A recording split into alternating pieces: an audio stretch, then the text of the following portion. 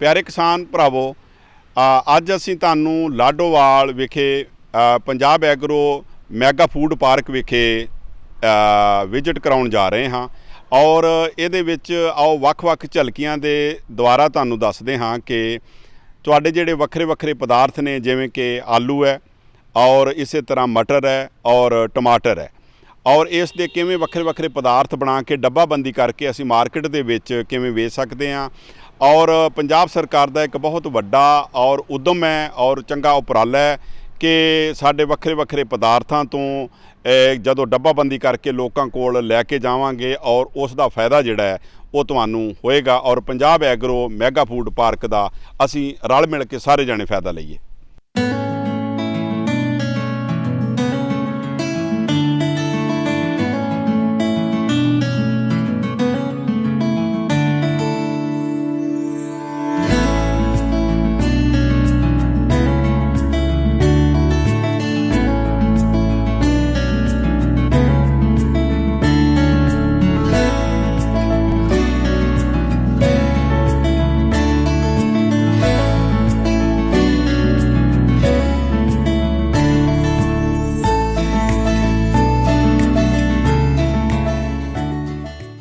ये mega food park 100 एकड़ ਦੇ ਵਿੱਚ ਫੈਲਿਆ ਹੋਇਆ ਹੈ।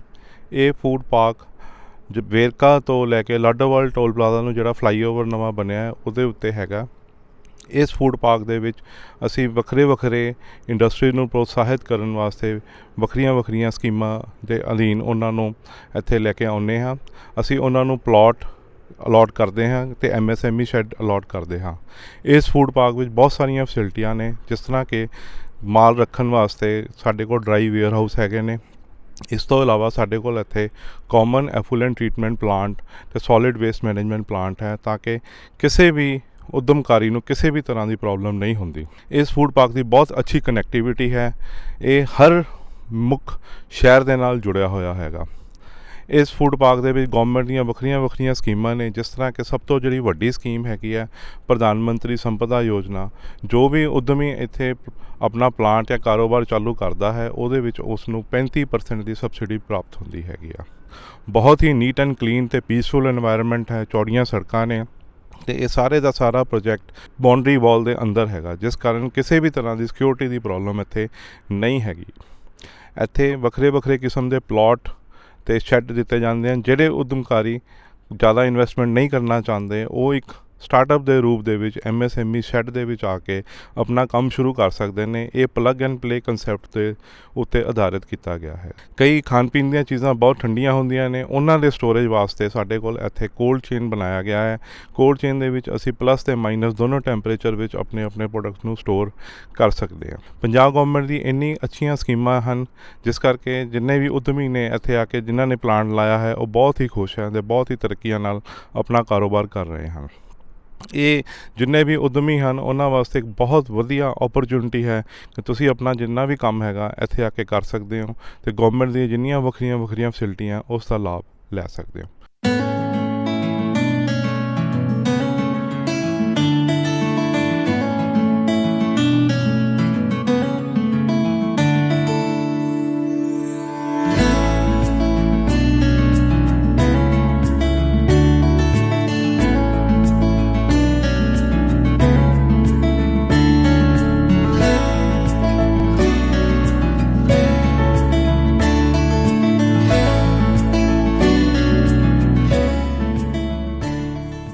ਸਾਡਾ ਯੂਨਿਟ ਜੋ ਹੈ ਇਹ Punjab agro mega food park ਦੇ ਅੰਡਰ ਹੈ ਅਤੇ ਅਸੀਂ ਪਿਛਲੇ 6 ਮਹੀਨੇ ਤੋਂ ਇੱਥੇ ਰਨ ਕਰ ਰਹੇ ਹੈਗੇ ਆਪਣਾ ਬਿਜ਼ਨਸ, ਅਤੇ ਸਾਨੂੰ ਕਾਫੀ ਸਹੂਲਤਾਂ ਜੋ ਇੱਥੇ ਮਿਲ ਰਹੀਆਂ ਨੇ ਉਹਦੇ ਕਰਕੇ ਸਾਨੂੰ ਲੱਗਦਾ ਹੈ ਕਿ ਵੀ ਇੱਥੇ ਬਿਜ਼ਨਸ ਦਾ ਇੱਕ ਅੱਛਾ ਸਕੋਪ ਹੋ ਸਕਦਾ ਹੈ।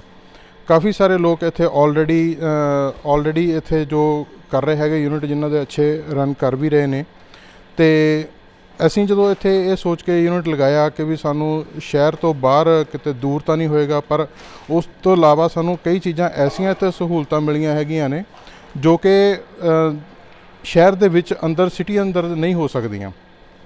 ਅਸੀਂ ਇੱਥੇ ਯੂਨਿਟ ਲਗਾਇਆ, ਇੱਥੇ ਡੇ ਨਾਈਟ ਸਾਨੂੰ ਟਰਾਂਸਪੋਰਟੇਸ਼ਨ ਦੀ ਸਹੂਲਤ ਹੈਗੀ ਹੈ। ਹੋਰ ਇਨਵਾਇਰਮੈਂਟ ਬਹੁਤ ਅੱਛਾ ਹੈਗਾ ਇੱਥੇ। ਅਸੀਂ ਆਪਣਾ ਇੱਥੇ ਜੋ ਪੈਕੇਜਿੰਗ ਕਰਦੇ ਹੈਗੇ ਆ, ਅਸੀਂ ਨਟਸ ਰੋਸਟ ਕਰਦੇ ਹੈਗੇ ਆ, ਫੁੱਲ ਮਖਾਣਾ ਰੋਸਟ ਕਰਦੇ ਹੈਗੇ ਆ, ਅਤੇ ਸਾਨੂੰ ਇੱਥੇ ਹੋਰ ਇਸ ਤਰ੍ਹਾਂ ਦੇ ਯੂਨਿਟ ਜਿਹੜੇ ਹੈਗੇ ਨੇ ਉਹ ਵੀ ਸਪੋਰਟਿਵ ਨੇ।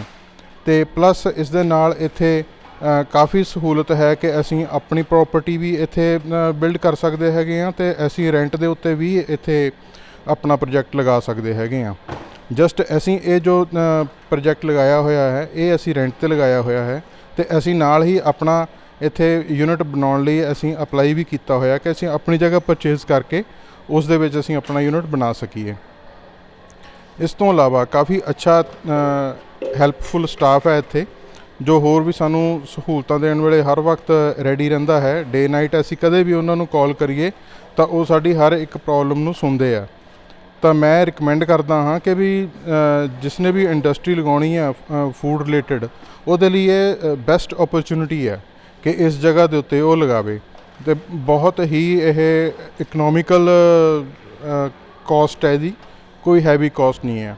ਤਾਂ ਮੈਂ ਸਭ ਨੂੰ ਇਹ ਰਿਕਮੈਂਡ ਕਰੂੰਗਾ ਕਿ ਇੱਕ ਵਾਰੀ ਇੱਥੇ ਵਿਜ਼ਿਟ ਕਰਕੇ ਆਪਣੇ ਡਾਊਟਸ ਕਲੀਅਰ ਕਰੋ, ਅਤੇ ਅੱਛੀ ਇਨਵੈਸਟਮੈਂਟ ਵੀ ਹੋ ਸਕਦੀ ਹੈ ਇੱਥੇ, ਅਤੇ ਅੱਛਾ ਬਿਜ਼ਨਸ ਵੀ ਤੁਹਾਡਾ ਬਿਲਡ ਹੋ ਸਕਦਾ।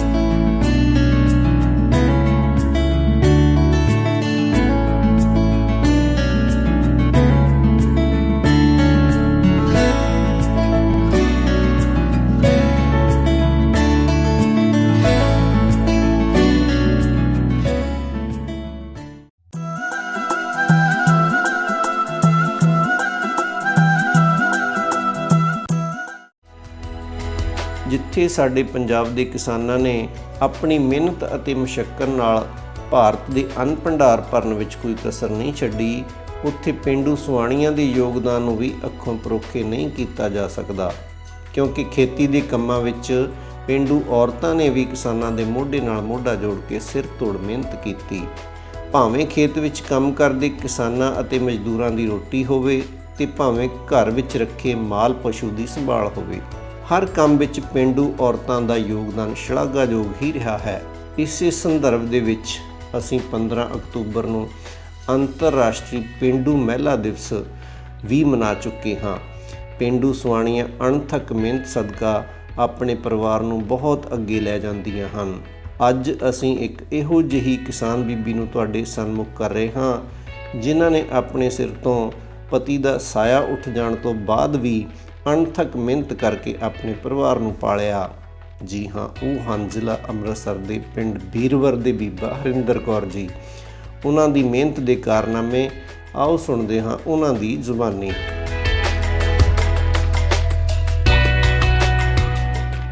ਮੇਰੇ ਕੋਲ ਪਿੰਡ ਵਿੱਚ 30-32 ਏਕੜ ਜ਼ਮੀਨ ਹੈ, ਜਿਸ ਉੱਪਰ ਮੈਂ ਪਿਛਲੇ 10 ਸਾਲਾਂ ਤੋਂ ਖੇਤੀ ਕਰ ਰਹੀ ਹਾਂ। ਮੇਰੀ education MSc honour school geology है, पर मैं नौकरी ਜਦੋਂ नहीं मिली ਤਾਂ ਮੈਂ ਆਪਣਾ ਰੁਝਾਨ ਜਿਹੜਾ ਮੇਰਾ ਬਚਪਨ ਤੋਂ ਖੇਤੀ ਵੱਲ ਸੀਗਾ, ਵਾਤਾਵਰਨ ਵੱਲ ਸੀਗਾ, ਮੈਂ ਉਹਨੂੰ ਅਪਣਾ ਲਿਆ ਇੱਕ ਪ੍ਰੋਫੈਸ਼ਨਲ ਤਰੀਕੇ ਨਾਲ। ਤੇ ਮੈਂ ਆਪਣੇ KVK ਨਾਲ ਜੁੜ ਗਈ, ਫਿਰ ਮੈਂ ਆਪਣੀ ਖੇਤੀਬਾੜੀ ਮਹਿਕਮੇ ਨਾਲ ਜੁੜ ਗਈ ਤੇ ਉਹਨਾਂ ਤੋਂ ਟਾਈਮ ਟੂ ਟਾਈਮ ਗਾਈਡੈਂਸ ਲੈ ਕੇ ਤੇ ਮੈਂ ਅੱਛੀ ਤਕਨੀਕ ਵਾਲੀ ਖੇਤੀ ਵੱਲ ਆਪਣੇ ਰੁਝਾਨ ਵਧਾਇਆ। ਜਿਸ ਤਰ੍ਹਾਂ ਇਸ ਵਾਰ ਬਹੁਤ ਕਮੀ ਸੀ ਲੇਬਰ ਦੀ, ਤਾਂ ਮੈਂ ਆਪਣਾ ਡਾਇਰੈਕਟ ਸੋਇੰਗ DSR ਕੀਤੀ ਔਰ ਕੁਛ ਤੇ ਪੈਡੀ ਟਰਾਂਸਪਲਾਂਟਰ ਨਾਲ ਖੁਦ ਪਨੀਰੀ ਲਗਾ ਕੇ ਅਸੀਂ 3 ਜਾਣਿਆਂ ਨੇ ਕਰੀਬਨ, ਇੱਕ ਸਾਡਾ ਸੀਰੀ ਤੇ 2 ਜਾਣੇ ਅਸੀਂ ਸੀਗੇ, ਅਸੀਂ 30 ਏਕੜ ਵਿਦਆਊਟ ਐਨੀ ਲੇਬਰ ਲਗਾਇਆ। ਤੇ ਫਿਰ ਅਸੀਂ ਮਤਲਬ ਜੋ ਸਾਨੂੰ ਡਿਪਾਰਟਮੈਂਟ ਦੱਸਦਾ ਹੈ ਉਹਨੂੰ ਅਸੀਂ ਪ੍ਰੈਕਟੀਕਲੀ ਕਰਕੇ ਜ਼ਰੂਰ ਦੇਖਦੇ ਹਾਂ। ਤੇ ਮੇਰੀ ਆਪਣੇ ਇਹੀ ਆ, ਜੋ ਮੇਰਾ ਨਿੱਜੀ ਆਪਣਾ ਵਿਚਾਰ ਹੈ ਕਿ ਜਿਸ ਤਰ੍ਹਾਂ ਔਰਤਾਂ ਘਰ ਸੰਭਾਲਦੀਆਂ ਨੇ, ਇਸ ਤਰ੍ਹਾਂ ਹੀ ਵਾਤਾਵਰਨ ਸੰਭਾਲਣ ਵਿੱਚ ਵੀ ਆਪਣਾ ਯੋਗਦਾਨ ਪਾਉਣ। ਔਰ ਜਿਸ ਤਰ੍ਹਾਂ ਅੱਜ ਕੱਲ੍ਹ ਜੋ ਸਾਡੇ ਕਿਸਾਨ ਭਰਾ ਜਿਹੜਾ ਪਰਾਲੀ ਨੂੰ ਅੱਗ ਲਾਉਣ ਸੰਬੰਧੀ ਇਹਦੇ ਵਿੱਚ ਤੇ ਸਿਰਫ ਮੈਂ ਇੰਨਾ ਹੀ ਕਹਾਂਗੀ ਕਿ ਇਹ ਇੱਕ ਸੰਕਲਪ ਹੈ। ਮਤਲਬ ਟਾਈਮ ਨਾਲ ਸਭ ਚੀਜ਼ਾਂ ਹੱਲ ਹੋ ਜਾਂਦੀਆਂ, ਜਰਾ ਅਸੀਂ ਜ਼ਿਆਦਾ ਸ਼ਾਰਟ ਲੈ ਲੈਂਦੇ ਹਾਂ ਕਿ ਉਸੇ ਵੇਲੇ ਸਾਨੂੰ ਹੱਲ ਮਿਲ ਜਾਵੇ। ਤੇ ਥੋੜਾ ਸਬਰ ਕਰਨਾ ਪੈਂਦਾ ਹੈ। ਖੇਤੀ ਵਿੱਚ ਘਾਟੇ ਵਾਧੇ ਵੀ ਸਹਿਣੇ ਪੈਂਦੇ ਆ, ਦੇਖਣਾ ਪੈਂਦਾ ਹੈ ਕਿ ਤੁਹਾਡੀ ਜ਼ਮੀਨ ਕਿੱਦਾਂ ਦੀ ਹੈ, ਉਹਦੇ ਵਿੱਚ ਕਿਹੜੀ ਤਰੀਕੇ ਨਾਲ ਤੁਸੀਂ ਵੱਧ ਝਾੜ ਲੈ ਸਕਦੇ ਹੋ। ਸੋ ਇਹ ਸਭ ਚੀਜ਼ਾਂ ਮਤਲਬ ਇਹਦੇ 'ਚ ਮੈਂ ਇਹ ਮੰਨਦੀ ਹਾਂ ਕਿ ਸਟੱਡੀ, ਜੇ ਪਹਿਲਾਂ ਵਾਲੀ ਖੇਤੀ ਨਹੀਂ ਰਹਿ ਗਈ ਕਿ ਤੁਸੀਂ ਜੱਟ ਨੇ ਜ਼ਮੀਨ ਵਾਈ ਵਿੱਚ ਸੁੱਟਤਾ ਬੀ ਖਾਦ ਤੇ ਪ੍ਰਮਾਤਮਾ ਤੇ ਛੱਡਤੀ। ਥੋੜ੍ਹਾ ਜਿਹਾ ਹੁਣ ਸਾਨੂੰ ਜਾਗਰੂਕ ਹੋਣਾ ਪੈਣਾ ਕਿ ਸਾਡਾ ਇੱਕ ਬੜਾ ਮੇਜਰ ਰੋਲ ਹੈਗਾ ਐਨਵਾਇਰਨਮੈਂਟ ਵਿੱਚ, ਉਹਨੂੰ ਸਮਝਣਾ ਪੈਣਾ।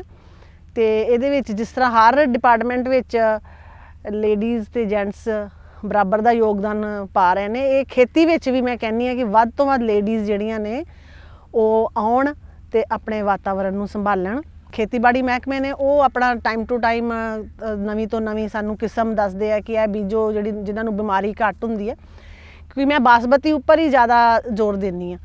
ਮੇਰਾ ਬਾਸਮਤੀ ਤੇ ਜਿੱਦਾਂ ਸ਼ੁਰੂਆਤ 'ਚ ਜਿਹੜੀ ਦੇਸੀ ਬਾਸਮਤੀ ਉਹਨੂੰ ਬਹੁਤ ਜ਼ਿਆਦਾ ਬਿਮਾਰੀ ਪੈਂਦੀ ਹੈ, ਉਹਨੂੰ ਤੁਸੀਂ ਇੰਨਾ ਕੁ ਜ਼ਿਆਦਾ ਬਿਮਾਰੀਆਂ ਪੈਂਦੀਆਂ। ਉਸ ਤੋਂ ਬਾਅਦ 11-21 ਆਈ ਤੇ 11-21 ਤੋਂ ਬਾਅਦ 17-18 ਆਈ। ਮਤਲਬ ਇਹ ਸਭ ਚੀਜ਼ਾਂ ਖੇਤੀਬਾੜੀ ਮਹਿਕਮੇ ਦੇ ਅਨੁਸਾਰ ਉਹਨਾਂ ਨੂੰ ਬਿਮਾਰੀ ਘੱਟ ਲੱਗਣ ਕਰਕੇ ਅਸੀਂ ਬੀਜਦੇ ਹਾਂ ਤੇ ਝਾੜ ਵੀ ਵੱਧ ਮਿਲ ਰਿਹਾ। ਜਿੱਦਾਂ ਦੇਸੀ ਬਾਸਮਤੀ ਦਾ ਝਾੜ ਬਹੁਤ ਘੱਟ ਸੀਗਾ, 7-8 ਕੁਇੰਟਲ, ਤੇ ਇਹਦਾ ਜਿਹੜਾ ਵਾ ਉਹ 17-18 ਫਿਰ ਉਹ 20 ਕੁਇੰਟਲ ਤੱਕ 22 ਕੁਇੰਟਲ ਤੱਕ ਵੀ ਕੱਢ ਰਹੇ ਨੇ ਲੋਕ। ਉਹ ਡਿਪੈਂਡ ਕਰਦਾ ਤੁਹਾਡੀ ਜ਼ਮੀਨ ਕਿਸ ਤਰ੍ਹਾਂ ਦੀ ਹੈ।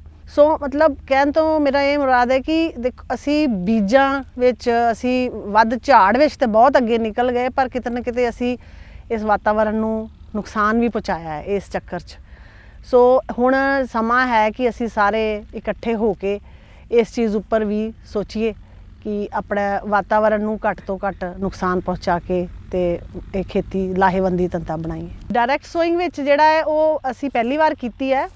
ਉਹਦੇ ਵਿੱਚ ਨਦੀਨ ਦੀ ਥੋੜੀ ਪ੍ਰੋਬਲਮ ਆਉਂਦੀ ਹੈ। ਨਦੀਨ ਇੱਕ ਵਾਰੀ ਮਰ ਜਾਂਦਾ ਹੈ ਤੇ ਉਸ ਤੋਂ ਬਾਅਦ ਉਹਨੂੰ ਜਿਹੜਾ ਪਾਣੀ ਹੈ, ਮੇਰੇ ਮੁਤਾਬਕ ਤੇ ਪਾਣੀ ਰੋਜ਼ ਹੀ ਚਾਹੀਦਾ ਹੈ। ਜਿਸ ਤਰ੍ਹਾਂ ਡਾਇਰੈਕਟ ਸੋਇੰਗ ਵਿੱਚ ਪਾਣੀ ਸੇਵਿੰਗ ਨੂੰ ਫੈਕਟਰ ਲੈ ਕੇ ਅੱਗੇ ਲੈ ਕੇ ਆਏ ਸੀ ਡਿਪਾਰਟਮੈਂਟ ਵਾਲੇ ਕਿ ਇਹਦੇ ਵਿੱਚ ਪਾਣੀ ਦੀ ਬਚਤ ਹੋਵੇਗੀ, ਤੇ ਪਰ ਮੇਰੇ ਮੁਤਾਬਿਕ ਪਾਣੀ ਦੀ ਬਚਤ ਉਨੀ ਜ਼ਿਆਦਾ ਨਹੀਂ ਹੈ ਜਿੰਨੀ ਮਤਲਬ ਡਿਪਾਰਟਮੈਂਟ ਕਹਿ ਰਿਹਾ ਹੈ ਕਿ ਇਹ ਜਿਹੜੀ ਇਹਦੇ ਵਿੱਚ ਨਦੀਨ ਜਿਹੜੇ ਨੇ ਉਹ ਬਹੁਤ ਜਲਦੀ, ਫਿਰ ਕਿਉਂਕਿ ਪਾਣੀ ਹੋਊਗਾ ਪੈਲੀ ਵਿੱਚ ਖੜਾ ਹੋਊਗਾ ਤੇ ਨਦੀਨ ਨਹੀਂ ਉੱਗੂਗਾ। ਇਹੋ ਹੀ ਇੱਕ ਝੋਨੇ ਵਿੱਚ ਜਿਹੜਾ ਕਰਕੇ ਉਹਨੂੰ ਕੱਦੂ ਕਰਕੇ ਬੀਜਦੇ ਆ ਨਾ, ਉਹਦੇ ਵਿੱਚ ਇਹੋ ਹੀ ਕਾਰਨ ਹੈ ਕਿ ਉਹਦੇ 'ਚ ਨਦੀਨ ਨਾ ਹੋਵੇ, ਕਿਉਂਕਿ ਨਦੀਨ ਕੰਟਰੋਲ ਕਰਨਾ ਬਹੁਤ ਮੁਸ਼ਕਲ ਹੈ। ਬਸ ਜਿਹੜੀ ਪੈਲੀ ਵਿੱਚ ਨਦੀਨ ਕੰਟਰੋਲ ਹੋ ਗਿਆ ਉਹਦੇ ਵਿੱਚ DSR ਕਾਮਯਾਬ ਹੈ।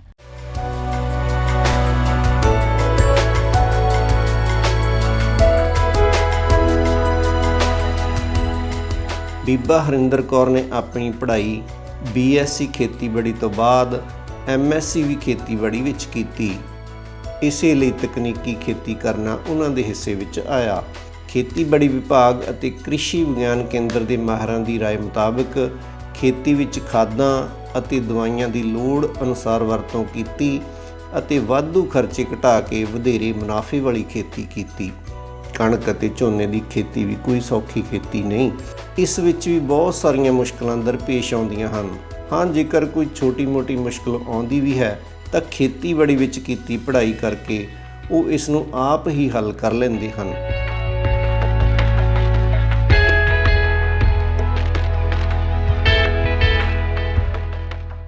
ਮੈਂ ਇੱਕ ਔਰਤ ਹੋਣ ਦੇ ਨਾਤੇ ਮੇਰੀ ਬਹੁਤ ਭਾਰੀ ਡਿਊਟੀ ਹੈ ਜੀ। ਮੈਂ ਇੱਕ ਮੇਰੇ ਹਸਬੈਂਡ ਨਾ ਹੋਣ ਕਰਕੇ ਇਹ ਮੈਨੂੰ ਬੜਾ ਵੱਡਾ ਘਾਟਾ ਹੈ ਕਿ ਮੈਨੂੰ ਇਕੱਲੇ ਹੀ ਦੇਖਣਾ ਪੈਂਦਾ, ਨਾਲ ਆਪਣੇ ਕਿਸੇ ਨਾ ਕਿਸੇ ਭਾਈਵਾਲ ਨੂੰ ਮਿਲਾ ਕੇ।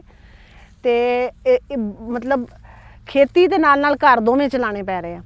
ਤੇ ਇਹ ਖੇਤੀ ਵਿੱਚ ਮੈਂ ਜਿਹੜਾ ਵਾ ਉਹ ਆਪਣਾ ਬਹੁਤ ਧਿਆਨ ਦਿੰਦੀ ਹਾਂ ਤਾਂ ਜਾ ਕੇ ਮਤਲਬ ਪੂਰੀ ਉਹਦੇ ਵਿੱਚੋਂ ਉਪਜ ਕੱਢ ਸਕੀਦੀ ਹੈ। ਸੋ ਮਿੱਟੀ 'ਚ ਮਿੱਟੀ ਹੀ ਹੋਣਾ ਪੈਂਦਾ ਤੇ ਉਹ ਅਸੀਂ ਵੀ ਹੋਈਦਾ ਦਿਨ ਰਾਤ ਉੱਥੇ ਕੰਮ ਕਰਕੇ ਤੇ ਆਪਣਾ ਅਨਾਜ ਪੈਦਾ ਕਰੀਦਾ। ਵੈਸੇ ਤੇ ਮੈਂ ਕਾਫੀ ਔਰਤਾਂ ਨੂੰ ਮਿਲੀ ਹਾਂ ਜਿਹੜੇ ਆਪਣਾ ਹਸਬੈਂਡ ਦੇ ਨਾਲ ਕੰਮ ਕਰਦੀਆਂ ਨੇ, ਜਿਨ੍ਹਾਂ ਦਾ ਕਿ ਪਰਸੈਂਟੇਜ ਬਹੁਤ ਘੱਟ ਹੈ, ਕੋਈ 10-20% ਹੋਣਗੀਆਂ ਜਿਹੜੀਆਂ ਆਪਣੇ ਹਸਬੈਂਡ ਦੇ ਨਾਲ ਜਿਸ ਤਰ੍ਹਾਂ ਉਹ ਖੇਤੀਬਾੜੀ ਦੇ ਨਾਲ ਸਹਿਯੋਗ ਕਰਦੀਆਂ ਨੇ, ਸਹਾਇਕ ਧੰਦੇ ਅਪਣਾਉਂਦੀਆਂ ਨੇ। ਤੇ ਇਸ ਤਰ੍ਹਾਂ ਅਗਰ ਅਸੀਂ ਸਾਰੇ ਹੀ ਕਰੀਬ 80% ਲੋਕ ਜਿਹੜੀਆਂ ਲੇਡੀਜ਼ ਨੇ ਉਹ ਜੈਂਟਸ ਦੇ ਨਾਲ ਮਿਲ ਕੇ ਚੱਲਣ, ਉਹ ਸਿਰਫ ਘਰ ਦਾ ਹੀ ਕੰਮ ਨਾ ਕਰਦੀਆਂ ਰਹਿਣ ਕਿ ਘਰ ਦਾ ਕੰਮ ਵਿੱਚ ਉਹਨਾਂ ਨੂੰ ਕੋਈ ਉਹਨਾਂ ਦੀ ਵੈਲਿਊ ਵੀ ਨਹੀਂ ਹੈ। ਇਸ ਤਰ੍ਹਾਂ ਜੇ ਉਹ ਅੱਗੇ ਆਉਣਗੀਆਂ ਤੇ ਸਮਾਜ ਵੀ ਉਹਨਾਂ ਨੂੰ ਅਪਣਾਏਗਾ, ਉਹਨਾਂ ਨੂੰ ਵੀ ਕੁਝ ਰਿਕੋਗਨੀਸ਼ਨ ਮਿਲੇਗੀ, ਕੋਈ ਪਹਿਚਾਨ ਮਿਲੇਗੀ। ਇਹ ਮਤਲਬ ਇੱਕ ਅੱਛਾ ਮੌਕਾ ਹੈ ਆਪਣੀ ਪਹਿਚਾਨ ਬਣਾਉਣ ਦਾ, ਖੇਤੀਬਾੜੀ ਵਿੱਚ ਆ ਕੇ ਕੋਈ ਸਹਾਇਕ ਧੰਦੇ ਅਪਣਾਉਣ ਤੇ ਆਪਣੀ ਪਹਿਚਾਨ ਬਣਾਉਣ। ਮੈਂ ਆਪਣੇ ਖੇਤ ਵਿੱਚ ਸਵੇਰੇ 5 ਵਜੇ ਚਲੇ ਜਾਈਦਾ ਹੈ। ਸਭ ਤੋਂ ਪਹਿਲਾਂ ਆਪਣਾ ਖੇਤਾਂ ਨੂੰ ਗੇੜਾ ਮਾਰੀਦਾ ਹੈ, ਦੇਖੀਦਾ ਹੈ ਕਿ ਇਹਦੇ ਵਿੱਚ ਕੀ ਕਮੀ ਪੇਸ਼ੀ ਹੈ। ਜਿਸ ਤਰ੍ਹਾਂ ਜੇ ਫਸਲ ਲਗਾਈ ਹੈ ਤਾਂ ਉਹਦੇ ਵਿੱਚ ਕੀੜਾ ਤਾਂ ਨਹੀਂ ਲੱਗਾ, ਜਾਂ ਜੇ ਖਾਦ ਦੀ ਜ਼ਰੂਰਤ ਹੈ ਤਾਂ ਪੱਤੇ ਦਾ ਰੰਗ ਦੇਖਦੇ ਹੋਏ, ਜਾਂ ਨਦੀਨ ਨਾਸ਼ਕ ਹੈ ਕਿਹੜਾ ਪਾਉਣਾ ਆ, ਤੇ ਉਹ ਸਾਰਾ ਡਿਊਟੀ ਆਪਾਂ ਸਵੇਰੇ ਸਵੇਰੇ ਦੇਖ ਲਈਦੀ ਹੈ ਖੇਤ 'ਚ ਜਾ ਕੇ। ਫਿਰ ਉਸ ਤੋਂ ਬਾਅਦ ਜਿਸ ਤਰ੍ਹਾਂ ਬਿਜਾਈ ਦਾ ਸਮਾਂ ਵਾ, ਉਦੋਂ ਮਤਲਬ ਥੋੜ੍ਹੀ ਜ਼ਮੀਨ ਜ਼ਿਆਦਾ ਹੋਣ ਕਰਕੇ ਕੁਛ ਆਪ ਵਹਾਈ ਕਰ ਲਈਦੀ ਹੈ, ਕੁਛ ਆਪਣੇ ਕੰਮ ਵਾਲੇ ਬੰਦਿਆਂ ਤੋਂ ਕਰਵਾ ਲਈਦੀ ਹੈ। ਤੇ ਫਿਰ ਪਾਣੀ ਦਾ ਟਾਈਮ ਟੂ ਟਾਈਮ, ਕਦੋਂ ਲਾਈਟ ਆਉਣੀ ਹੈ, ਕਦੋਂ, ਮਤਲਬ ਇਹ ਸਾਰਾ ਕੁਛ ਹੀ ਮੈਂ ਖੁਦ ਦੇਖਦੀ ਹਾਂ, ਕਿਉਂਕਿ ਲਾਈਟ ਦਾ ਇੱਕ ਸਮਾਂ ਨਹੀਂ ਹੁੰਦਾ। ਸਾਡੇ ਖੇਤਾਂ ਨੂੰ ਜਿਹੜਾ ਪਾਣੀ ਮਿਲਦਾ ਹੈ ਉਹ ਕਰੀਬ 6 ਘੰਟੇ ਸਰਕਾਰ ਦਿੰਦੀ ਹੈ, ਤੇ ਉਹ ਮਤਲਬ 24 ਘੰਟੇ ਤੋਂ ਸਾਨੂੰ 6 ਜਾਂ 7 ਘੰਟੇ ਲਾਈਟ ਮਿਲਦੀ ਹੈ, ਔਰ ਸਾਨੂੰ ਉਹ ਹੀ ਲਾਈਟ ਦੇ ਨਾਲ ਆਪਣਾ ਪਾਣੀ ਦਾ ਸਾਰਨਾ ਪੈਂਦਾ ਹੈ। ਤੇ ਨਹਿਰਾਂ ਸਾਡੇ ਬਿਲਕੁਲ ਮਾਝੇ ਏਰੀਏ ਵਿੱਚ ਬੰਦ ਨੇ। ਪਿਛਲੇ 20-25 ਸਾਲ ਤੋਂ ਸਾਨੂੰ ਕੋਈ ਨਹਿਰ ਦਾ ਪਾਣੀ ਨਹੀਂ ਮਿਲ ਰਿਹਾ। ਲਿਖਣ ਨੂੰ ਲਿਖਿਆ ਹੋਇਆ ਜੀ ਸਾਡਾ ਨਹਿਰੀ ਜ਼ਮੀਨ ਹੈ, ਪਰ ਨਹਿਰ ਨਹੀਂ ਹੈ। ਸੋ ਪਾਣੀ ਦਾ ਸਾਨੂੰ ਬਹੁਤ ਧਿਆਨ ਨਾਲ ਵਰਤੋਂ ਕਰਨੀ ਪੈਂਦੀ ਹੈ। ਤੇ ਉਸ ਤੋਂ ਉਪਰੰਤ ਜਦੋਂ ਸਾਡੀ ਫਸਲ ਬਣ ਕੇ ਤਿਆਰ ਹੋ ਜਾਂਦੀ ਹੈ, ਫਿਰ ਮੰਡੀਕਰਨ ਵਿੱਚ ਵੀ ਮੈਂ ਜਾਂਦੀ ਹਾਂ, ਆਪਣਾ ਕੀ ਰੇਟ ਲੱਗਦਾ ਹੈ, ਕਿਸ ਤਰ੍ਹਾਂ ਹੈ, ਲੈ ਕੇ ਖੁਦ ਲੈ ਕੇ ਜਾਂਦੀ ਹਾਂ। ਸੋ ਬਹੁਤ ਸਾਰੀਆਂ ਮੇਰੀਆਂ ਡਿਊਟੀਜ਼ ਨੇ ਜਿਹੜੀਆਂ ਮੈਂ ਇੱਥੇ ਪੂਰੀ ਤਰ੍ਹਾਂ ਤੁਹਾਨੂੰ ਗਿਣ ਕੇ ਵੀ ਨਹੀਂ ਦੱਸ ਸਕਦੀ। ਖੇਤੀ ਕੋਈ ਆਸਾਨ ਚੀਜ਼ ਨਹੀਂ ਹੈ। ਮੌਸਮ ਦਾ ਸਾਡੇ ਕਿਸਾਨੀ ਨੂੰ ਬੜਾ ਵੱਡਾ ਚੈਲੰਜ ਆ ਰਿਹਾ ਆਉਣ ਵਾਲੇ ਸਮੇਂ ਵਿੱਚ। ਇਸ ਵਾਰ ਵੀ ਬਹੁਤ ਸਾਰੀਆਂ ਦਿੱਕਤਾਂ ਆਈਆਂ ਕਿਸਾਨਾਂ ਨੂੰ। ਇੱਕ ਤੇ ਮੈਂ ਬੇਨਤੀ ਕਰਾਂਗੀ ਕਿ ਜਲਦੀ ਨਾ ਕਰਿਆ ਕਰੋ ਕਿਸੇ ਵੀ ਫਸਲ ਨੂੰ ਬੀਜਣ ਲਈ। 10 ਜੂਨ ਨੂੰ ਸੀਗਾ, ਤੇ 10 ਤੋਂ 20 ਦੇ ਵਿੱਚ ਲੋਕਾਂ ਨੂੰ ਇਹ ਸੀ ਕਿ ਫਟਾਫਟ ਲਗਾ ਦਈਏ। ਉਸ ਤੋਂ ਬਾਅਦ ਕਈ ਦਿੱਕਤਾਂ ਆਈਆਂ ਜਿਹਦੇ 'ਚ ਕਿ ਯੂਰੀਆ ਖਾਦ ਜਿਹੜੀ, ਮੈਂ ਇਹੋ ਹੀ ਬੇਨਤੀ ਕਰਾਂਗੀ ਆਪਣੇ ਕਿਸਾਨ ਵੀਰਾਂ ਨੂੰ ਕਿ ਤੁਸੀਂ ਲਿਮਿਟਿਡ ਖਾਦ ਵਰਤੋ, ਖਾਦ ਜ਼ਿਆਦਾ ਨਾ ਵਰਤੋ। ਮੈਂ ਤੇ ਆਪਣੇ ਖੇਤ ਵਿੱਚ ਜ਼ਿਆਦਾ ਖਾਦ ਨਹੀਂ ਪਾਉਂਦੀ। ਤੇ ਇਸ ਤੋਂ ਉਪਰੰਤ ਜਿਹੜਾ ਬੀਜ ਆ ਉਹ ਵੀ ਅੱਛੀ ਕੰਪਨੀ ਦਾ ਲੈ ਕੇ ਪਾਓ, ਕਿਉਂਕਿ ਬੀਜ ਦੇ ਉੱਪਰ ਹੀ ਨਿਰਭਰ ਕਰਦਾ ਹੈ, ਬਿਲਕੁਲ ਖਾਦ ਤੇ ਨਹੀਂ ਕਰਦਾ, ਬੀਜ ਤੇ ਵੀ ਨਿਰਭਰ ਕਰਦਾ ਹੈ ਕਿ ਤੁਹਾਡਾ ਝਾੜ ਕਿੱਦਾਂ ਦਾ ਨਿਕਲੇਗਾ। ਸੋ ਖਾਦਾਂ ਦਵਾਈਆਂ ਦਾ ਜਿਹੜਾ ਵਾ ਉਹ ਘੱਟ ਤੋਂ ਘੱਟ ਵਰਤੋਂ ਕਰਨ ਦੀ ਕੋਸ਼ਿਸ਼ ਕਰੋ।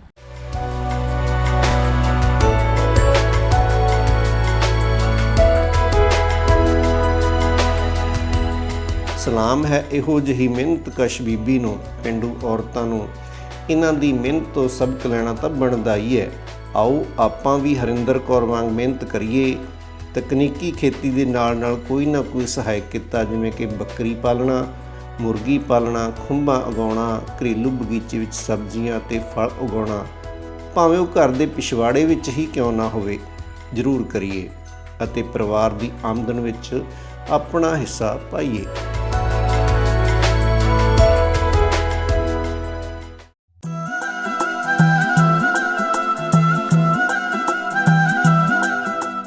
ਵਿਜੀਲੈਂਸ ਵੀਕ ਹੈ ਉਹ ਚੱਲ ਰਿਹਾ ਹੈਗਾ, ਤੇ ਅਸੀਂ ਇੱਥੇ ਕਿਸਾਨਾਂ ਨੂੰ ਜਿਹੜੇ ਸਾਡੇ ਫਾਰਮਰ ਡਾਇਰੈਕਟ ਸਿੱਧੇ ਤਰੀਕੇ ਨਾਲ ਸਾਡੇ ਨਾਲ ਜੁੜੇ ਹੋਏ ਆ, ਉਹਨਾਂ ਨਾਲ ਗੱਲਬਾਤ ਵੀ ਕੀਤੀ, ਤੇ ਅਸੀਂ ਉਹਨਾਂ ਨੂੰ ਇਹ ਅਪੀਲ ਕੀਤੀ ਹੈ ਵੀ ਅਸੀਂ ਜਿਹੜਾ ਕਰਪਸ਼ਨ ਰਹਿਤ ਜਿਹੜਾ ਇਹ ਆਪਣਾ ਸਿਸਟਮ ਹੈ ਉਹਨੂੰ ਅਸੀਂ ਬਣਾਈਏ। ਕਿਉਂਕਿ ਜਿਹੜੀ ਕਰਪਸ਼ਨ ਹੈ ਉਹ ਤਾਂ ਹੀ ਹੁੰਦੀ ਹੈ, ਦੋਨਾਂ ਹੱਥਾਂ ਦੇ ਨਾਲ ਕਰਪਸ਼ਨ ਹੁੰਦੀ ਹੈ। ਇਹ ਨਹੀਂ ਹੈ ਵੀ ਇੱਕ ਬੰਦਾ ਹੀ ਜਿਹੜਾ ਉਹ ਕਰਪਸ਼ਨ ਦੇ ਵਿੱਚ ਸ਼ਾਮਿਲ ਹੁੰਦਾ ਹੈ। ਜਦੋਂ ਅਸੀਂ ਕਿਸੇ ਨੂੰ ਕੁਛ ਦਿੰਦੇ ਹਾਂ ਤਾਂ ਅਗਲਾ ਬੰਦਾ ਜਿਹੜਾ ਉਹ ਫੜਦਾ। ਸੋ ਅਸੀਂ ਕਿਸਾਨ ਵੀਰਾਂ ਨੂੰ ਇਹ ਅਪੀਲ ਕੀਤੀ ਅੱਜ ਇੱਥੇ ਪਿੰਡ ਬੋਪਾ ਰਾਏ ਕਲਾਂ ਦੇ ਵਿੱਚ ਕਿ ਜਿਹੜੇ ਕੰਮ ਹੈਗੇ ਆ, ਸਰਕਾਰੀ ਕੰਮ ਜਿੰਨੇ ਵੀ ਹੈਗੇ ਆ, ਉਹਨਾਂ ਨੂੰ ਅਸੀਂ ਜਿਹੜਾ ਕਰਪਸ਼ਨ ਰਹਿਤ ਜਿਹੜਾ ਉਹ ਕਰਨਾ, ਕਿਉਂਕਿ ਜੇ ਕਰਪਸ਼ਨ ਘਟੇਗੀ ਉਹਦੇ ਨਾਲ ਜਿਹੜਾ ਹੈਗਾ ਸਾਡੇ ਦੇਸ਼ ਦਾ ਵਿਕਾਸ ਜਿਹੜਾ ਹੈਗਾ ਉਹ ਬਿਲਕੁਲ ਹੋਏਗਾ। ਜੇ ਅਸੀਂ ਹਰ ਨਿੱਕੇ ਨਿੱਕੇ ਕੰਮ ਲਈ ਪੈਸਾ ਦੇਵਾਂਗੇ ਤੇ ਜਿਹੜਾ ਸਾਡਾ ਇਹ ਕਰਪਸ਼ਨ ਸਿਸਟਮ ਹੈ ਉਹ ਜਿਹੜਾ ਉਹ ਖ਼ਤਮ ਨਹੀਂ ਹੋ ਸਕਦਾ। ਸੋ ਸਾਡੀ ਇਹੀ ਅਪੀਲ ਹੈ ਸਾਰੇ ਸਮਾਜ ਨੂੰ, ਸਾਰੇ ਕਿਸਾਨ ਵੀਰਾਂ ਨੂੰ ਕਿ ਜਿਹੜੀ ਕਰਪਸ਼ਨ ਰਹਿਤ ਜਿਹੜੀ ਹੈਗੀ ਆ ਉਹ ਅਸੀਂ ਸੁਸਾਇਟੀ ਦਾ ਨਿਰਮਾਣ ਕਰੀਏ, ਤਾਂ ਜੋ ਅਸੀਂ ਆਪਣਾ ਦੇਸ਼ ਦਾ ਵਿਕਾਸ ਜਿਹੜਾ ਹੈਗਾ ਉਹ ਕਰ ਸਕੀਏ। ਕਰਪਸ਼ਨ ਇੱਕ ਇਹੋ ਜਿਹਾ ਸਾਡੇ ਮੱਥੇ 'ਤੇ ਧੱਬਾ ਲੱਗ ਚੁੱਕਾ ਆ ਵੀ ਜੋ ਕਿ ਅੰਦਰੋਂ ਅੰਦਰ ਹੀ ਸਾਰੇ ਹਰੇਕ ਸਮਾਜ ਨੂੰ ਸਾਨੂੰ ਹੀ ਖੋਖਲਾ ਕਰਦਾ ਜਾ ਰਿਹਾ ਹੈ, ਔਰ ਇਸ ਤੋਂ ਸਾਨੂੰ ਬਚਣ ਦੀ ਲੋੜ ਆ। ਔਰ ਦਫ਼ਤਰਾਂ ਦੇ ਵਿੱਚ ਵੀ ਜੋ ਆਫੀਸਰ ਆ ਜਾਂ ਦੂਸਰੇ, ਉਹਨਾਂ ਨੂੰ ਵੀ ਆਪਣੀ ਇਮਾਨਦਾਰੀ ਦੇ ਨਾਲ ਕੰਮ ਕਰਨਾ ਚਾਹੀਦਾ ਹੈ। ਔਰ ਸਾਡੇ ਸਭ ਤੋਂ ਦੇਖਣ ਵਿੱਚ ਇਹ ਹੈ ਕਿ ਅੱਜ ਕੱਲ੍ਹ ਦਾ ਜੋ ਜੂਸ ਤਬਕਾ ਹੈ ਉਹ ਸਭ ਤੋਂ ਪਹਿਲਾਂ ਆਪਣਾ ਕੰਮ ਮਿੰਟੋ ਮਿੰਟੀ ਕਰਾਉਣ ਦੇ ਚੱਕਰ ਦੇ ਵਿੱਚ ਕੀ ਕਰਦਾ ਵਾ ਕਿ ਉਹ ਪੈਸੇ ਦੇ ਕੇ ਆਪਣਾ ਕੰਮ ਕਰਾਉਣ ਦੀ ਕੋਸ਼ਿਸ਼ ਕਰਦਾ ਹੈ। ਮੈਂ ਯੂਥ ਤਬਕੇ ਨੂੰ ਵੀ ਅਵਗਾਹ ਕਰਦਾ ਹਾਂ ਕਿ ਅੱਜ ਕੱਲ੍ਹ ਜੋ ਵੀ ਕੰਮ ਚੱਲ ਰਿਹਾ ਉਹ ਸਾਰੇ ਡਿਜੀਟਲ ਹੋ ਗਏ, ਆਨਲਾਈਨ ਚੱਲਣ ਦਿਆ ਸਾਰਾ ਸਿਸਟਮ। ਇਸ ਕਰਕੇ ਜੋ ਵੀ ਕੰਮ ਤੁਸੀਂ ਆਪਣੇ ਕਰ ਰਹੇ ਆ ਤਾਂ ਤੁਹਾਡੇ ਆਨਲਾਈਨ ਸਿਸਟਮ 'ਚ ਘਰੇ ਬੈਠੇ ਵੀ ਤੁਸੀਂ ਕਰ ਸਕਦੇ, ਆਪਣੇ ਕੰਪਿਊਟਰ 'ਤੇ ਕੰਮ ਕਰ ਸਕਦੇ ਆ। ਜੋ ਵੀ ਕੰਮ ਤੁਹਾਡੇ ਆ ਉਹ ਸਾਰੇ ਆਨਲਾਈਨ ਸਿਸਟਮ ਦੇ ਨਾਲ ਹੋ ਰਹੇ ਆ, ਤੇ ਇਸ ਕਰਕੇ ਤੁਸੀਂ ਕਿਸੇ ਨੂੰ ਕਰਪਸ਼ਨ ਦੇਣ ਦੀ, ਕਿਸੇ ਨੂੰ ਕੋਈ ਰਿਸ਼ਵਤ ਦੇਣ ਦੀ ਕੋਈ ਜ਼ਰੂਰਤ ਨਹੀਂ ਹੈ। ਇਸ ਕਰਕੇ ਜੋ ਵੀ ਕੰਮ ਹੈ ਤੁਹਾਡੇ ਉਹ ਆਪਣੇ ਘਰੇ ਬੈਠੇ ਹੀ ਹੋ ਰਿਹਾ। ਮਿਹਰਬਾਨੀ ਕਰਕੇ ਇਸ ਸਮਾਜ ਨੂੰ ਇਹ ਬਚਾ ਲਓ। ਇਹ ਜਿਹੜੀ ਆਪਣੇ ਦਿਮਾਗ ਸਿਰਾਂ ਦੇ ਉੱਤੇ ਧੱਬਾ ਲੱਗ ਚੁੱਕਾ ਹੈ, ਇਹਨੂੰ ਆਪਣੇ ਬਚਾ ਕੇ ਰੱਖਣਾ ਚਾਹੀਦਾ ਹੈ। ਜਿਹੜਾ ਅਸੀਂ ਇਹ ਦਿਹਾੜਾ ਮਨਾ ਰਹੇ ਹਾਂ, ਵਿਜੀਲੈਂਸ ਅਵੇਅਰ ਵੀਕ, ਪੂਰਾ ਹਫਤਾ ਜੋ ਮਨਾਇਆ ਜਾਏਗਾ, ਇਹਦਾ ਅਸੀਂ ਕਿਸ ਲਈ ਮਨਾਉਂਦੇ ਹਾਂ? ਕਿਉਂਕਿ ਕਰਪਸ਼ਨ ਜਿਹੜਾ ਇੱਕ ਇੰਡੀਆ ਵਿੱਚ ਉਹ ਬਹੁਤ ਹੀ ਵੱਡੀ ਬਿਮਾਰੀ ਹੈ। ਜੇਕਰ ਗੱਲ ਕਰੀਏ ਤਾਂ ਕਰਪਸ਼ਨ ਜਿਹੜਾ ਆਪਣੀ ਸੁਸਾਇਟੀ ਨੂੰ ਜੜ੍ਹਾਂ ਤੋਂ ਖਤਮ ਕਰ ਦਿੰਦੀ ਹੈ। ਸੋ ਬਹੁਤ ਜ਼ਰੂਰੀ ਹੈ ਕਿ ਕਰਪਸ਼ਨ ਮੁਕਤ ਜਿਹੜਾ ਅਸੀਂ ਪੰਜਾਬ ਬਣਾਈਏ, ਆਪਣੀ ਸੁਸਾਇਟੀ ਬਣਾਈਏ। ਉਸ ਲਈ ਬਹੁਤ ਜ਼ਰੂਰੀ ਹੈ, ਕਿਉਂਕਿ ਹੁਣ ਅਸੀਂ ਦੇਖਦੇ ਹਾਂ ਜੇਕਰ ਅਸੀਂ ਖੇਤੀਬਾੜੀ ਦੀ ਗੱਲ ਕਰੀਏ ਤਾਂ ਸਭ ਕੁਝ ਜਿਹੜਾ ਆਪਣਾ ਡਿਜੀਟਲ ਹੋ ਚੁੱਕਾ ਹੈ। ਜੇਕਰ ਅਸੀਂ ਸੀਡ ਦੀ ਸਬਸਿਡੀ ਲੈਣੀ ਹੈ ਉਹ ਵੀ ਡਿਜੀਟਲ ਹੈ, ਜੇਕਰ ਅਸੀਂ ਆਪਣੀ ਮਸ਼ੀਨਰੀ ਦੀ ਸਬਸਿਡੀ ਲੈਣੀ ਹੈ ਉਹ ਵੀ ਡਿਜੀਟਲ ਹੈ। ਸੋ ਕੋਈ ਵੀ ਚੀਜ਼ ਜਿਹੜੀ ਵਿੱਚ ਲੁਕੀ ਨਹੀਂ ਹੋਈ, ਸਭ ਕੁਝ ਟਰਾਂਸਪੇਰੈਂਟ ਹੈ। ਸੋ ਇੱਥੇ ਕਿਸੇ ਵੀ ਚੀਜ਼ ਦੇ ਸਾਨੂੰ ਪੈਸੇ ਲਗਾਉਣ ਦੀ ਜ਼ਰੂਰਤ ਨਹੀਂ ਹੈ, ਸਭ ਕੁਝ ਮੋਬਾਈਲ ਜਾਂ ਲੈਪਟਾਪ ਰਾਹੀਂ ਅਸੀਂ ਕਰ ਸਕਦੇ ਹਾਂ। ਸੋ ਅਸੀਂ ਇੱਥੇ ਜਿਹੜਾ ਕਰਪਸ਼ਨ ਮੁਕਤ ਪੰਜਾਬ ਬਣਾ ਸਕਦੇ ਹਾਂ, ਅਤੇ ਸਭ ਨੂੰ ਇਹੀ ਬੇਨਤੀ ਹੈ ਕਿ ਕਿਤੇ ਵੀ ਪੈਸੇ ਨਾ ਲਗਾਓ। ਜੇਕਰ ਕੋਈ ਪੈਸੇ ਲੈ ਰਿਹਾ ਤਾਂ ਉਸ ਦੀ ਸ਼ਿਕਾਇਤ ਜ਼ਰੂਰ ਕਰਵਾਓ। ਅਸੀਂ ਅੱਜ ਵਿਜੀਲੈਂਸ ਵੀਕ ਮਨਾ ਰਹੇ ਹਾਂ ਤੇ ਅਸੀਂ ਗੱਲ ਕਰ ਰਹੇ ਹਾਂ ਕਰਪਸ਼ਨ ਦੀ, ਤੇ ਮੈਨੂੰ ਲੱਗਦਾ ਹੈ ਕਰਪਸ਼ਨ ਉਹ ਸਿਉਂਕ ਹੈਗਾ ਹੈ ਜੋ ਕਿਸੇ ਵੀ ਸਿਸਟਮ ਨੂੰ ਖੋਖਲਾ ਕਰ ਦੇਣਾ ਹੈ। ਇਹ ਗੱਲ ਤਾਂ ਸੱਚੀ ਹੈਗੀ ਜੀ, ਲੇਕਿਨ ਇਹ ਵੀ ਹੈਗਾ ਹੈ ਕਿ ਅਸੀਂ ਹੀ ਹੈ ਜੋ ਕਰਪਸ਼ਨ ਨੂੰ ਬੜਾਵਾ ਦਿੰਦੇ ਹਾਂ। ਅਸੀਂ ਸੋਚਦੇ ਹਾਂ ਸਾਡਾ ਟਾਈਮ ਘੱਟ ਲੱਗੇ, ਸਾਡਾ ਕੰਮ ਛੇਤੀ ਹੋ ਜਾਏ, ਤੇ ਇਸ ਕਰਕੇ ਅਸੀਂ ਵੀ ਸ਼ਾਰਟਕਟ ਲੱਭਦੇ ਹਾਂ। ਤਾਂ ਇਸ ਲਈ ਪਹਿਲਾਂ ਤੋਂ ਸਿਟੀਜ਼ਨ ਨੂੰ ਜਿਹੜੇ ਅਸੀਂ ਹੈਗੇ ਹਾਂ, ਸਾਨੂੰ ਵੀ ਰਿਸਪੌਂਸਿਬਲ ਬਣਨਾ ਬਹੁਤ ਜ਼ਰੂਰੀ ਹੈਗਾ ਹੈ ਕਿ ਜਿੰਨਾ ਘੱਟ ਹੋ ਸਕੇ ਤੁਸੀਂ ਕਰਪਸ਼ਨ ਨੂੰ ਬੜਾਵਾ ਦਿਓ। ਤੇ ਅਸੀਂ ਜੇ ਸਿਸਟਮ ਨਾਲ ਸਾਰਾ ਸਿਸਟਮ ਚੱਲੂਗਾ ਤੇ ਕਰਪਸ਼ਨ ਘੱਟ ਤੋਂ ਘੱਟ ਹੋਵੇਗਾ। ਤੇ ਹਰ ਇੱਕ ਸਿਟੀਜ਼ਨ ਕੋਲ ਇੰਡੀਆ ਵਿੱਚ ਰਾਈਟ ਹੈਗਾ ਹੈ ਕਿ ਉਹ RTI ਐਕਟ ਦਾ ਵੀ ਸਾਥ ਲੈ ਸਕਦੇ ਹਾਂ। ਕੋਈ ਵੀ ਇਨਫੋਰਮੇਸ਼ਨ ਸਰਕਾਰੀ ਮਹਿਕਮੇ ਤੋਂ ਪ੍ਰਾਪਤ ਕਰਨ ਲਈ ਤੁਸੀਂ RTI ਐਕਟ 2005 ਦਾ ਵੀ ਵਰਤੋਂ ਕਰ ਸਕਦੇ ਹੋ। ਤੇ ਅਸੀਂ ਇਹ ਕਹਾਂਗੇ ਜੀ ਕਿ ਸਿਸਟਮ ਨੂੰ ਧਿਆਨ ਨਾਲ ਚਲਾਓ, ਖੁਦ ਰਿਸਪੌਂਸਿਬਲ ਬਣੋ। ਅਸੀਂ ਇਹ ਕਿਸੇ 'ਤੇ ਵੀ ਪਾ ਸਕਦੇ ਹਾਂ ਕਿ ਉਹ ਰਿਸ਼ਵਤ ਖਾਂਦਾ ਹੈ। ਜਦੋਂ ਤੁਸੀਂ ਦੋਗੇ ਹੀ ਨਹੀਂ ਤਾਂ ਇਹ ਸਭ ਕੁਝ ਸ਼ੁਰੂ ਹੋਊਗਾ ਹੀ ਨਹੀਂ। ਤੇ ਇਹੀ ਸਾਡੀ ਬੇਨਤੀ ਹੈ, ਰਿਸਪੌਂਸਿਬਲ ਸਿਟੀਜ਼ਨ ਬਣੋ। ਤੇ ਜਿੱਥੇ ਵੀ ਤੁਹਾਨੂੰ ਲੱਗਦਾ ਹੈ ਕਿ ਪ੍ਰੋਬਲਮ ਹੈਗੀ ਹੈ ਤੇ ਉੱਚ ਅਧਿਕਾਰੀਆਂ ਨੂੰ ਵੀ ਇਨਫੋਰਮ ਕਰੋ ਕਿ ਇੱਥੇ ਪ੍ਰੋਬਲਮ ਹੈਗੀ ਆ, ਇੱਥੇ ਕੋਈ ਗੜਬੜ ਚੱਲ ਰਹੀ ਆ ਜਾਂ ਸਾਨੂੰ ਇੱਦਾਂ ਕਿਹਾ ਗਿਆ। ਤੁਸੀਂ ਜਿੰਨੇ ਆਪਣੇ ਰਾਈਟਸ ਨੂੰ ਐਕਸਰਸਾਈਜ਼ ਕਰੋਗੇ ਉਨਾ ਹੀ ਵਧੀਆ ਹੋਊਗਾ। ਕਰਪਸ਼ਨ ਦਾ ਇਹ ਵੀਕ ਜਿਹੜਾ ਮਨਾ ਰਹੇ ਹਾਂ ਆਪਾਂ, ਜਿਹੜਾ ਕਿ ਆਪਾਂ ਕਿਸੇ ਨੂੰ ਪੈਸੇ ਦੇ ਕੇ ਆਪਾਂ ਆਪਣਾ ਕੰਮ ਛੇਤੀ ਕਰਾਉਣ ਦੀ ਕੋਸ਼ਿਸ਼ ਕਰਦੇ ਹਾਂ, ਜੋ ਕਿ ਆਪਾਂ ਗਲਤ ਤਰੀਕਾ ਹੁੰਦਾ ਆਪਣਾ, ਉਹਦੇ ਬੜਾ ਆਪਾਂ ਨੈਗੇਟਿਵ ਵਾਲੇ ਪਾਸੇ ਨੂੰ ਜਾਂਦੇ ਹਾਂ। ਸਾਡੀ ਸੋਚ ਹਮੇਸ਼ਾ ਇਹ ਚਾਹੀਦੀ ਹੈ, ਇੱਕ ਤਾਂ ਅਸੀਂ ਖੁਦ ਆਪਣੇ ਆਪ ਨੂੰ ਚੰਗਾ ਰੱਖੀ, ਚੰਗਾ ਬਣੀਏ। ਸਾਨੂੰ ਕਦੇ ਵੀ ਲੋੜ ਨਾ ਪਵੇ ਕਿਸੇ ਨੂੰ ਪੈਸਾ ਦੇਣ ਦੀ, ਕੋਈ ਗਲਤ ਕੰਮ ਕਰਾਉਣ ਦੀ। ਜਿੰਨੀ ਜੋਗੇ ਵੀ ਅਸੀਂ ਹੈਗੇ ਆ, ਸਾਨੂੰ ਉਸ ਹਿਸਾਬ ਨਾਲ ਚੱਲਣਾ ਚਾਹੀਦਾ। ਸੋ ਇਸ ਲਈ ਸਾਰਿਆਂ ਨੂੰ ਇਹ ਹੈਗੀ ਆ ਵੀ ਕਦੇ ਕਿਸੇ ਨੂੰ ਪੈਸਾ ਨਾ ਦਿਓ। ਕਿਸੇ ਕੋਰਟ 'ਚ, ਕਿਸੇ ਕਚਹਿਰੀ 'ਚ, ਕਿਸੇ ਥਾਣੇ 'ਚ, ਕਿਸੇ ਹੌਸਪੀਟਲ 'ਚ, ਕਿਸੇ ਵੀ ਤਰ੍ਹਾਂ ਦੀ ਕੋਈ ਪੈਸਾ ਦੇਣ ਦੀ ਲੋੜ ਨਹੀਂ। ਤੁਹਾਡੇ 'ਚ ਖੁਦ ਹਿੰਮਤ ਹੋਣੀ ਚਾਹੀਦੀ ਆ ਵੀ ਤੁਸੀਂ ਆਪਣਾ ਕੰਮ ਆਪ ਆਪਣੇ ਤੌਰ 'ਤੇ ਤਰੀਕੇ ਨਾਲ ਵਧੀਆ ਕਢਾਉਣਾ ਆ ਕੰਮ ਉਹ। ਸੋ ਇਸ ਕਰਕੇ ਸਾਰਿਆਂ ਨੂੰ ਇਹ ਹੈਗੀ ਆ ਵੀ ਕਰਪਸ਼ਨ ਤੋਂ ਬਚੋ, ਨਾ ਕਿਸੇ ਨੂੰ ਪੈਸਾ ਦਿਓ ਔਰ ਨਾ ਗਲਤ ਤਰੀਕਾ ਵਰਤੋ ਔਰ ਨਾ ਹਮੇਸ਼ਾ ਇਹਦੀ ਕਦੀ ਸਪੋਰਟ ਕਰੋ। ਅਸੀਂ ਇਸ ਜਿਹੜਾ ਵਿਜੀਲੈਂਸ ਵੀਕ ਮਨਾ ਰਹੇ ਹਾਂ, ਅਸੀਂ ਸਾਰੇ ਦੇਸ਼ ਵਾਸੀਆਂ ਨੂੰ ਇਹ ਅਪੀਲ ਕਰਦੇ ਹਾਂ ਵੀ ਜਿਹੜੇ ਨਿੱਕੇ ਨਿੱਕੇ ਕੰਮ, ਜਿਸ ਤਰ੍ਹਾਂ ਕਿ ਡਰਾਈਵਿੰਗ ਲਾਇਸੈਂਸ ਹੋਏ ਜਾਂ ਬਰਥ ਸਰਟੀਫਿਕੇਟ ਆ, ਛੋਟੇ ਛੋਟੇ ਕੰਮ ਹੁੰਦੇ ਆ, ਅਸੀਂ ਪੈਸੇ ਦੇ ਲਾਲਚ ਕਰਵਾਉਂਦੇ, ਪਰ ਕਈ ਵਾਰ ਸਾਨੂੰ ਜਦੋਂ ਉਹਨਾਂ ਨੂੰ ਵੈਰੀਫਾਈ ਕਰਨਾ ਪੈਂਦਾ ਉਹ ਜਾਲੀ ਨਿਕਲਦੇ। ਇਸ ਕਰਕੇ ਸਾਰੇ ਹੀ ਮੇਰੇ ਭੈਣ ਭਰਾਵਾਂ ਨੂੰ ਬੇਨਤੀ ਆ ਵੀ ਆਪਾਂ ਬਿਨਾਂ ਕਰਪਸ਼ਨ ਤੋਂ ਆਪਣੇ ਸਹੀ ਤਰੀਕੇ ਕੰਮ ਕਰੀਏ। ਸ਼ੁਰੂਆਤ ਹੀ ਆਪਣੀ ਸਹੀ ਹੋਊਗੀ ਤਾਂ ਆਪਣੇ ਨਤੀਜੇ ਵੀ ਸਹੀ ਹੋਣਗੇ।